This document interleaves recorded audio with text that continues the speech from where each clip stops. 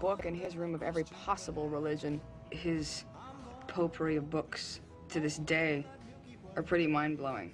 When I go into his room now even, and I go through his books, it's impressive.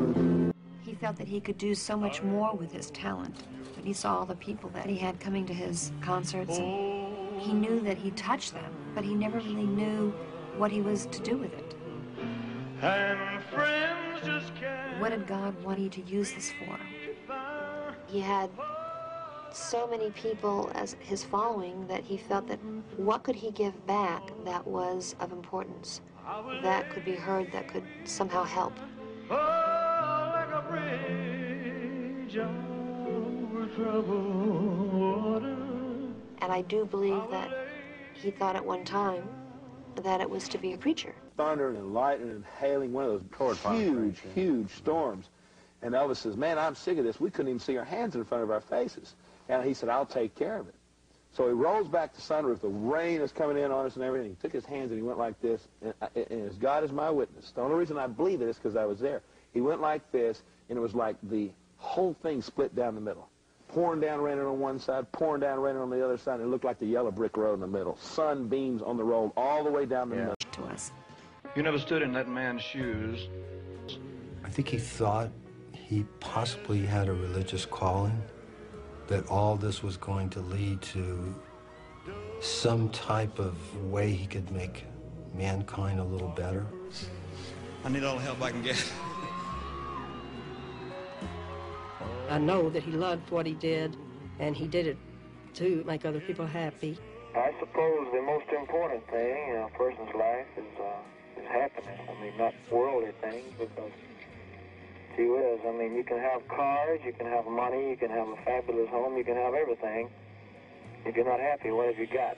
So I suppose that if I can just continue to make other people's life enjoyable and to make my own life happy, well, then that's all I could expect out of life.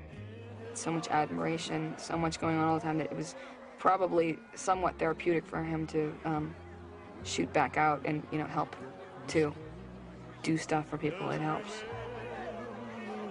to help people.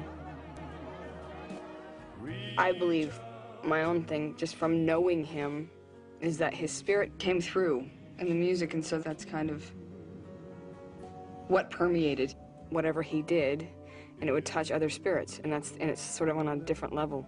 Elvis came from a very special place of creativity. He did what he felt. He followed it. He wanted very deeply to follow his instincts. He was just really following his soul. There was no difference between his image and who he was, except for that who he was even more important and bigger. Everything you saw that he had was what was there, what he gave, and he never lied. He never put up a front of any kind. He was who he was, and that's what came through, and his image didn't come anywhere near where he really was as a human being.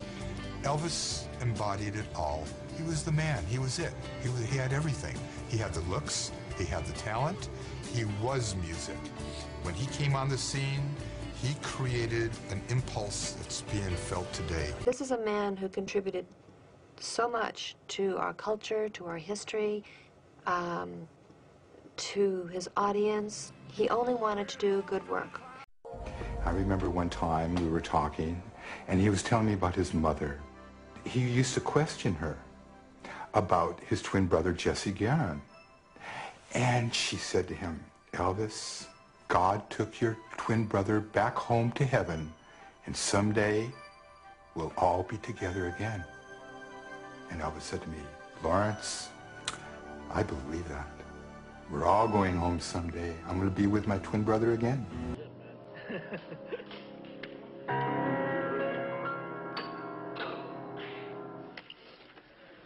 Well, see you guys tomorrow. So long, Elvis. Whenever. Elvis lost sight of his purpose in life, believe it or not. He honestly couldn't understand where it was all going. I'm not real sure if he knew exactly what his purpose in life was. I don't know if any of us think we know our purpose in life. I still don't know. Let me see. I don't think he ever understood what his special mission was. Just where I fit into your master plan. And so that put him on this quest, which was his own. You know, it was probably incredibly lonely to be put in a situation where he's on his own trying to find his own. I was about 14 years old, and he sat down with me and he said, David, Jesus Christ, I know who he is, but who am I? There was a Greyhound bus next to us with a load of people, and the Greyhound driver with the cap. We both came to a red light. We're at the red light, waiting for the light to turn green, and what do we see? We see the driver get out of the bus, go to the curb, clutch his chest, and fell limp into the street. Elvis said to the driver, "Open the door." He opens the door, we run out, Elvis runs to the driver, gets down on his knees, and picks the man up, cradles him in his arms, and the man opens his eyes and sees it's Elvis Presley. Elvis says, "Don't worry, sir, don't worry, you're going to be all right." You're going to be healed. Elvis put his hand on the man's chest and starts to say a prayer, and the guy goes, "It's you! It's you! It's Elvis! Elvis!" And the guy starts to get up, and Elvis said, "No, sir, just relax, just stay where you are." He said, "No, it's Elvis, it's you!" And the guy starts to stand up. He did get up, and whatever it was, he seemed to be okay. We got him back in the Greyhound. We made sure he sat down, and all the people on the bus looked at Elvis. It was quite a strange moment. To this day, if any of those people are still around, they're telling their grandchildren. Trying to find something, but looked hard. He was always interested, you know, in kind of esoteric answers. He liked to talk about the higher meaning of life. He believed in reincarnation. He was real heavy into astral projection, where you could project your Far East, remember? Yeah, right, exactly. You could project your whole body somewhere else, you know, and you could stay there. And I was talking to him, and he just quit talking. I said, "You all right?" Never moved. And I said, "What are you doing?" No flinch, no nothing, you know. And I grabbed him, wait. And he said, "I just came back." And I said, "Where'd you go?" And I quit. I said, "Where'd you go?" He said, "I was across the street." I said, "I was just sitting right in the chair, for crying out loud." "What do you mean you're across the street?"